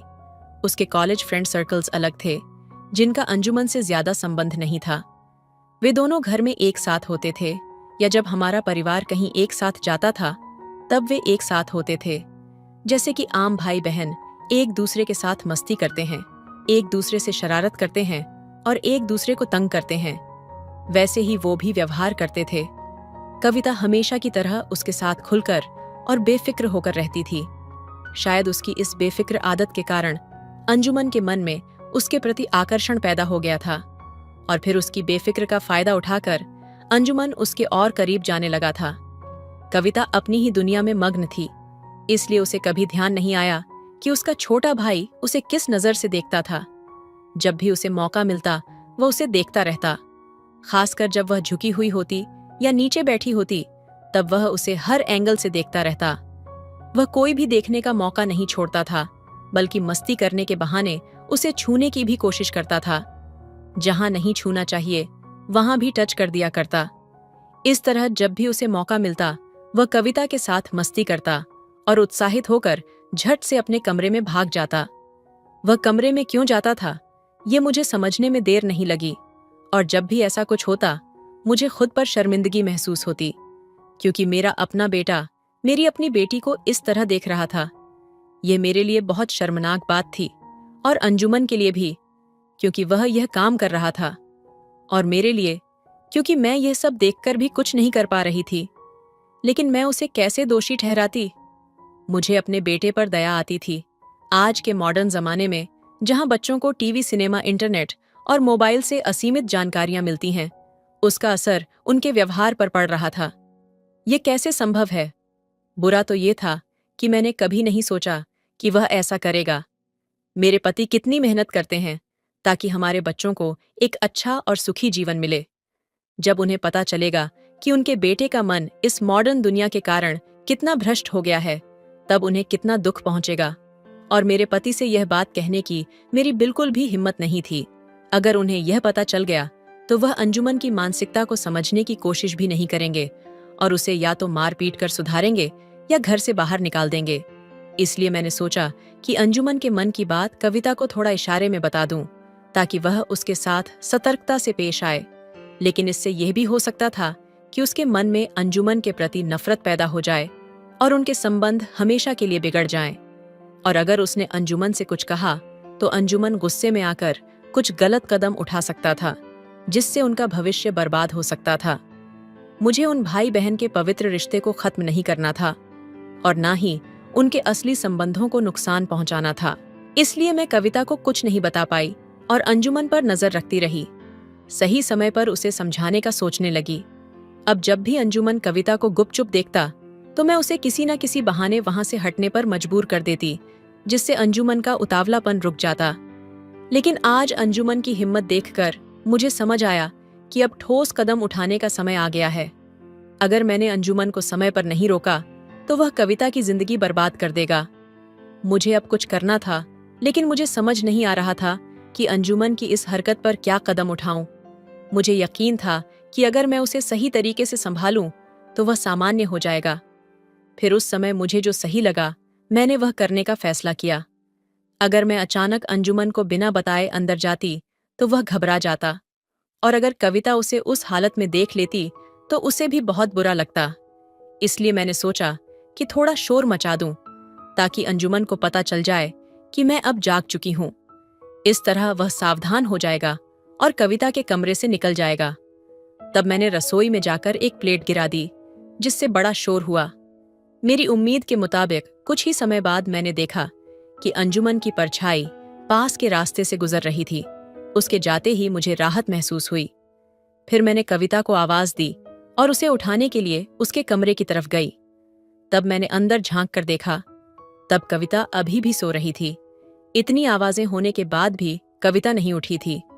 यह देखकर मुझे बड़ा आश्चर्य हुआ। अगर वह इतनी गहरी नींद में सोएगी तो अंजुमन उसे आसानी से देख सकेगा और कोई भी गलत हरकत करेगा। आखिरकार मैंने उसके पास जाकर उसे जगाया। तब उसने देर होने के लिए मुझ पर गुस्सा किया और दौड़कर बाथरूम में चली गई।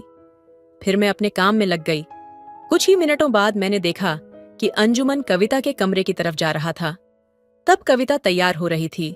ये सोचकर मैंने अंजुमन को रोकने की कोशिश की। मैंने फिर से थोड़ा शोर किया, जिससे अंजुमन को पता चल गया कि मैं आ रही हूं। तब अंजुमन ने मुझे देखा और शर्म से उसकी नजरें झुक गईं। फिर वह जल्दी से अपने रूम में चला गया। मैं कविता के बाहर जाने का इंतजार करने लगी। वह तैयार होकर बाहर आई और मुझे बाएं करके चली गई। तब मैंने अंजुमन को हॉल में बुलाया, लेकिन उसने कोई जवाब नहीं दिया। तब मैं उसके रूम की तरफ गई और देखा कि वह वहां नहीं था। फिर मैंने देखा कि वह बाथरूम में था। तब मैंने दरवाजे के पास जाकर अंदर की आवाज सुनी। फिर मैं वापस हॉल में आकर बैठ गई। कुछ देर बाद अंजुमन बाहर आया और मुझसे पूछने लगा, मम्मी, आपने मुझे बुलाया था क्या? मैंने कहा, हाँ, इधर बैठो, मुझे तुमसे कुछ बात करनी है। मेरे आवाज के टोन से उसने समझ लिया कि मैं किस बारे में बात करने वाली हूं। तब वह बेचैन हो गया और थोड़ा घबराकर वह मेरे दबे पांव मेरे पास आकर बैठ गया। और तब मैंने उसे डांटना शुरू किया। पहले वह कविता के कमरे में उसे देख रहा था, जिसका मैंने जिक्र नहीं किया, लेकिन बाद में मैंने देखा कि वह उसे बार बार देख रहा है। और पहले भी कई बार मैंने उसे ऐसा करते हुए नोटिस किया था। मैंने उसे इस बारे में खूब डांटा। अब अंजुमन को समझ में आया कि उसकी चोरी पकड़ी गई है और मुझे सब पहले से ही पता है। तब वो डर गया। फिर मैंने उसे धमकी दी कि मैं उसके पापा को बताऊंगी। यह सुनकर वह रोने लगा और बोला, मम्मी प्लीज मम्मी, ऐसा मत करो। ये कहते हुए वह मुझसे माफी मांगने लगा। उसने कहा कि वह ऐसा अब दोबारा कभी नहीं करेगा और मुझसे एक मौका मांगने लगा। अब वह मेरे पैर पकड़कर माफी मांग रहा था। तब मैंने उसे थोड़ा समझाया और बताया कि वह जो कर रहा था वह कितना गलत था, और अगर किसी को पता चल गया तो कितनी बदनामी होगी। आखिरकार मैंने उसे यह वादा लिया कि वह अब दोबारा ऐसा नहीं करेगा और उसे डांटना बंद किया। मुझे लगा कि अब वह समझ गया है और फिर ऐसा नहीं करेगा। इसके बाद अंजुमन बिल्कुल सीधा हो गया था। मैंने उसे फिर से कविता को घूरते हुए नहीं पाया और इससे मुझे लगा कि उसने अपनी गलती समझ ली है। ऐसा लगा कि अब वह सुधर गया है। मैंने उसके साथ बातचीत और मेलजोल को 1 महीने तक सीमित रखा, ताकि उसे यह एहसास हो कि उसका व्यवहार गलत था। धीरे धीरे सब कुछ सामान्य होने लगा। हम पहले की तरह हंसी मजाक और बातों में मशगूल हो गए। कभी उसके कमरे में, कभी हॉल में बैठकर मस्ती करते। मैं उससे उसके कॉलेज के दोस्तों की कहानियां पूछती और वह बड़े जोश और चाव से मुझे सब कुछ बताता। उसकी बातें सुनकर मुझे खुशी होती और मन हल्का लगने लगता। लेकिन फिर एक दिन मैंने उसे फिर से कविता को देखते हुए पकड़ लिया। इस बार वह पहले से ज्यादा सतर्क था, लेकिन मेरी नजरों से बच नहीं पाया। मेरा गुस्सा फिर से उफान पर था, लेकिन इस बार मैंने उसे डांटा नहीं, क्योंकि इस बार गुस्से के साथ चिंता ने भी जगह बना ली थी। उसने मुझे पहले बताया था कि उसकी एक गर्लफ्रेंड है और वह दोस्तों के साथ रहता है। फिर भी उसे कविता को देखने की जरूरत क्यों पड़ रही थी? यह सवाल मेरी समझ से परे था। मैंने तय किया कि इस बार इस मसले को गहराई से सुलझाऊंगी। 3 दिन बाद दोपहर का वक्त था। घर में हम दोनों अकेले थे। वह अपने कमरे में था और मैं अपने कमरे में आराम कर रही थी। मैंने मन ही मन ठाना कि आज यह बातचीत होनी ही चाहिए। मैं उसके कमरे की तरफ बढ़ी। दरवाजा बंद था। जब खोलने की कोशिश की तो वह अंदर से लॉक था। मैंने दरवाजा खटखटाया। अंदर से कोई हलचल नहीं हुई। यहां तक पहुंचकर कहानी का मोड़ इतना रहस्यमयी हो गया कि यह सच्चाई का सामना करने की ओर बढ़ रहा था। अब मेरे अगले कदम ने अंजुमन के राज को उजागर करना तय कर दिया था। दरवाजे पर मैंने हल्की दस्तक दी। अंदर से आवाज आई, आओ। दरवाजा खोलते ही अंजुमन ने तुरंत पीछे मुड़कर देखा और बोला, अंदर आ जाओ, दरवाजा बंद कर लो। मैंने थोड़ी हैरानी से पूछा, दरवाजा बंद करने की क्या जरूरत थी? वो थोड़ा झिंझकते हुए बोला, कुछ नहीं, बस मैगजीन पढ़ रहा था। वो बिस्तर के पास बैठा हुआ था और हाथ में मैगजीन पकड़े हुए मुझे दिखाने लगा। लेकिन मेरा दिल कह रहा था, ये बात कुछ और है। मैंने थोड़ा मुस्कुराते हुए कहा, अगर बस पढ़ रहे थे तो दरवाजा क्यों बंद किया? उसने नजरें चुराते हुए कहा, ऐसी कोई बात नहीं है। देखो, ये मैगजीन कॉलेज की पत्रिका है। मैं उसके बिस्तर के पास बैठ गई और कहा, क्या पढ़ रहे थे इसमें? उसने मैगजीन खोलकर एक लेख दिखाया। मैंने उसे पढ़ने की कोशिश की, लेकिन मेरा ध्यान लेख से ज्यादा उसकी झिंझक पर था। मैंने कहा, बताना तो सही, इसमें ऐसा क्या खास है जो इतना ध्यान लगा रहे हो? वो थोड़ा शांत हो गया। शायद वो कुछ छिपा रहा था, या शायद उसे यकीन नहीं था कि मुझे क्या बताना चाहिए। मैंने माहौल को हल्का करने के लिए कहा, चलो मुझे भी पढ़ाओ, फिर मैं बताऊंगी क्या खास है। मैं उसके पास बिस्तर पर लेट गई। अंजुमन पीठ के बल लेटा हुआ था। हमारी आंखें मिल गईं।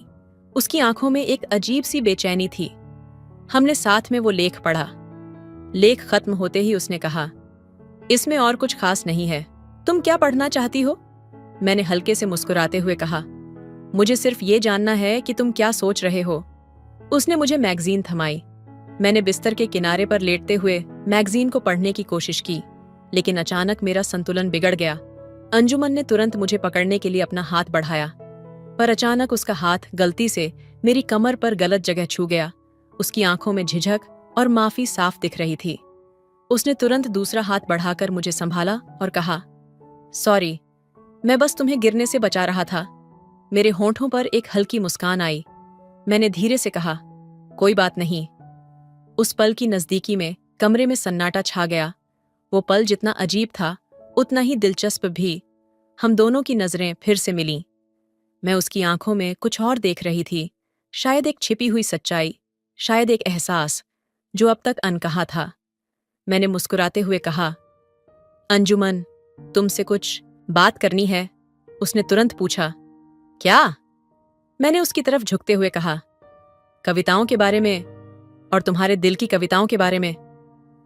कमरे में धीरे धीरे एक नर्म सी रोमांटिक ऊर्जा महसूस हो रही थी।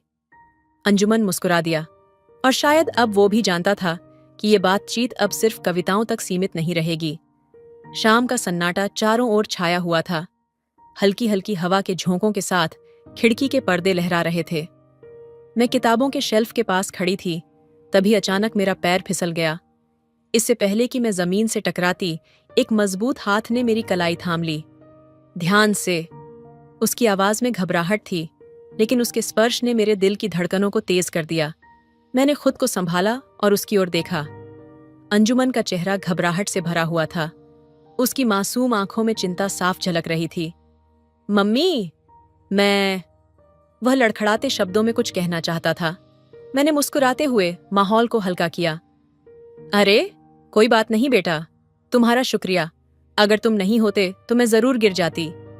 उसकी घबराई हुई मुस्कान अब खिलखिलाहट में बदल गई। माहौल में एक सुकून सा भर गया। थोड़ी देर बाद मैंने उससे कहा, अंजुमन, यह मैगजीन मुझे पढ़कर सुनाओ। छोटे अक्षर मुझे ठीक से दिखाई नहीं देते। वह तुरंत तैयार हो गया। उसने मैगजीन उठाई और पढ़ने लगा। उसकी आवाज में एक मासूमियत थी जो मुझे अंदर तक छू गई। मैं चाहती थी कि वह और आराम से पढ़े, इसलिए मैंने अपना हाथ उसके सिर के नीचे रखा और उसे पास खींच लिया। वह कहानी पढ़ रहा था और मैं उसकी आवाज के उतार चढ़ाव में खो गई थी। उसकी मासूमियत, उसकी लगन, सब कुछ मुझे मोह रहा था। अब आगे तुम पढ़ो, उसने मुस्कुराते हुए कहा।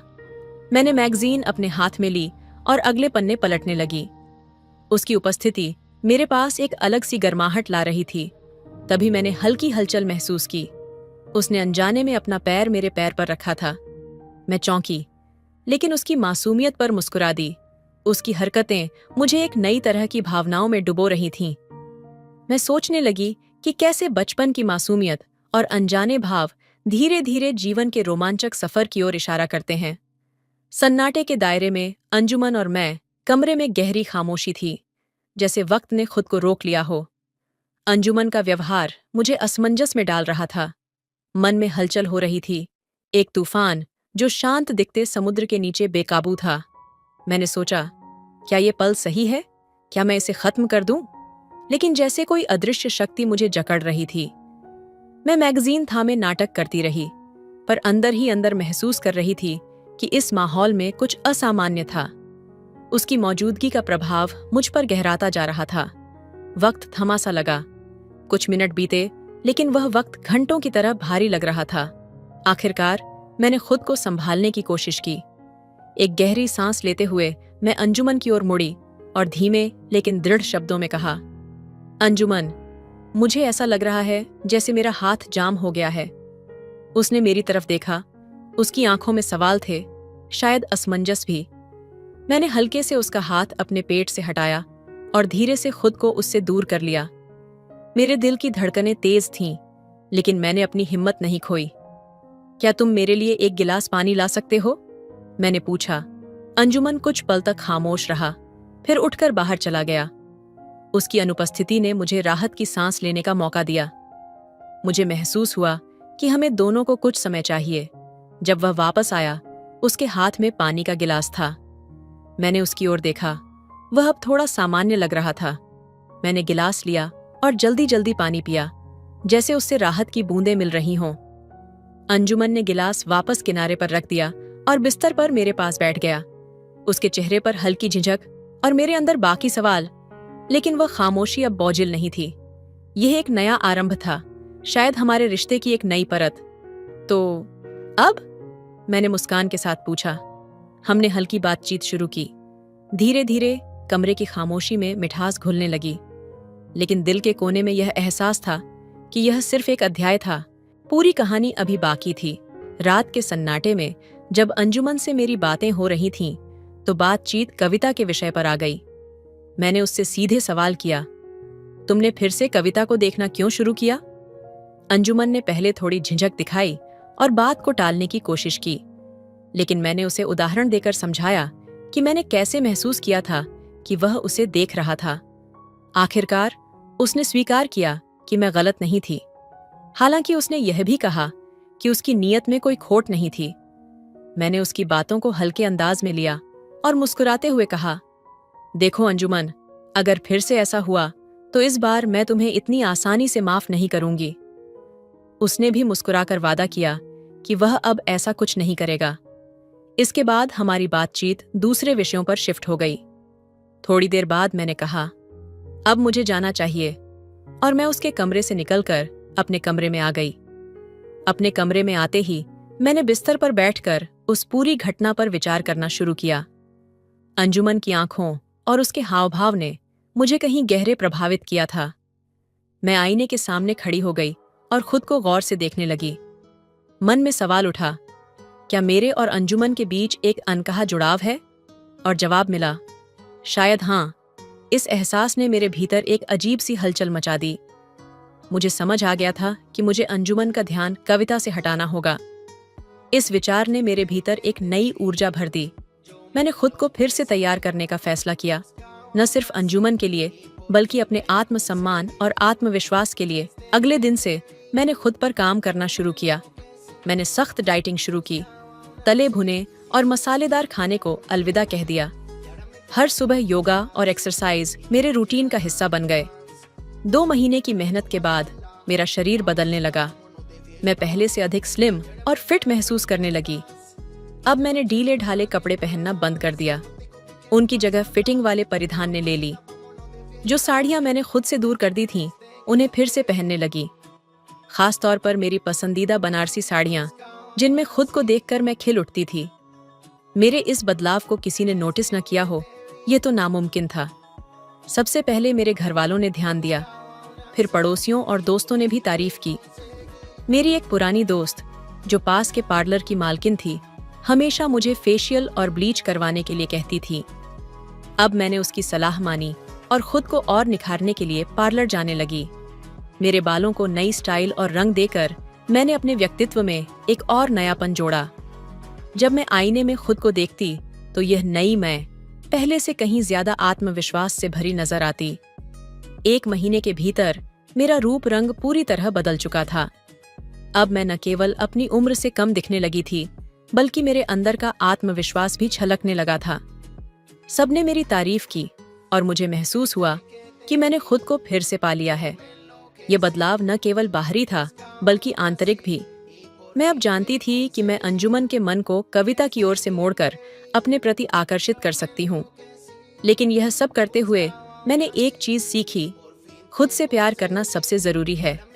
इस नई यात्रा ने मुझे यह एहसास दिलाया कि असली ताकत अपने भीतर झांकने और खुद को स्वीकारने में है। मेरे जीवन में कुछ बदलाव आए थे, जो धीरे धीरे मेरे आसपास के लोगों का ध्यान खींचने लगे थे। खासकर जब लोग मुझे देखकर तारीफ करने लगे, मुझे यह अच्छा लगता था। पहले ऐसा लगता था कि यह ध्यान सिर्फ मेरे युवा होने के कारण था, लेकिन अब मुझे समझ में आ गया कि बदलाव के साथ एक नई पहचान भी जुड़ी होती है। इस बदलाव का सबसे बड़ा असर मेरे बेटे अंजुमन पर पड़ा। पहले वह बस यही कहता था, मम्मी, आप अब कितनी अलग लग रही हैं। लेकिन धीरे धीरे वह मुझे उस नजर से देखने लगा जैसे वह अपनी बहन कविता को देखता था। यह देखकर मैं थोड़ा चौंकी, लेकिन मैंने इसे समझने की कोशिश की।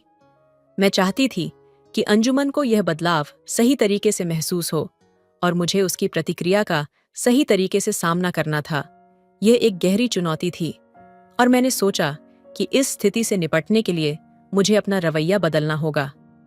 मैंने खुद को यह समझाया कि अगर मैं अपने रिश्ते को सही दिशा में ले जाना चाहती हूँ, तो सबसे पहले मुझे अपनी आत्मसमझ और आत्म आदर को बढ़ाना होगा।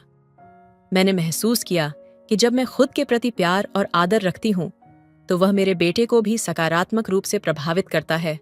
अंजुमन और मैं दोनों एक दूसरे से खुलने लगे। मैंने उसे यह सिखाने की कोशिश की कि जीवन में खुद से प्यार करना और अपनी पहचान को समझना कितना जरूरी है। हम दोनों के बीच अब पहले से ज्यादा विश्वास और समझ थी। अब वह मुझसे अपनी परेशानियों और सवालों के बारे में खुलकर बात करता था और मैं भी उससे अपनी जिंदगी की छोटी छोटी बातें साझा करती थी। हम दोनों ने समझा कि एक दूसरे की भावनाओं का सम्मान करना और उनके विचारों को समझना रिश्ते को मजबूत बनाता है। एक दिन जब अंजुमन ने मुझे बताया कि मैं पहले से ज्यादा सुंदर लगने लगी हूं, तो मेरे दिल में एक नया विश्वास पैदा हुआ। मुझे महसूस हुआ कि बदलाव सिर्फ बाहरी नहीं, बल्कि आंतरिक भी होता है। यह बदलाव हमारी रिश्तों की समझ और एक दूसरे के प्रति सम्मान को और गहरा करता है। अंजुमन, मैंने उसे प्यार से कहा, तुम हमेशा याद रखना कि हर बदलाव के पीछे एक मकसद होता है। मैंने ये सब कुछ इसलिए किया ताकि तुम समझ सको कि खुद का ख्याल रखना और खुद को प्यार करना कितना जरूरी है। अंजुमन ने मेरी बात समझी और उसके बाद हमारा रिश्ता और भी मजबूत हो गया। वह मुझसे और भी खुलकर बात करने लगा और मैं भी उससे अपने दिल की बातों को साझा करने लगी। हमारे रिश्ते में अब और भी गहराई आ गई थी और हम दोनों ने यह समझा कि एक दूसरे का साथ देना, समझना और प्यार करना सबसे अहम है। हमारे बीच का यह बदलाव हमें और भी करीब लाया और हम दोनों ने मिलकर जीवन की नई शुरुआत की। इस अनुभव ने मुझे यह सिखाया कि रिश्ते, प्यार और समझ के साथ साथ खुद का सम्मान और आत्मविश्वास भी बहुत जरूरी है। यहाँ कुछ सुविचार हैं जो इस कहानी के संदेश को आगे बढ़ाते हैं। खुद से प्यार करना सबसे बड़ा बदलाव है जो हम अपने जीवन में ला सकते हैं। जब हम खुद को समझते हैं और अपनाते हैं, तो हमारी आत्मविश्वास और रिश्ते दोनों मजबूत होते हैं। रिश्ते समझ और सम्मान पर आधारित होते हैं, न कि अपेक्षाओं और भ्रम पर।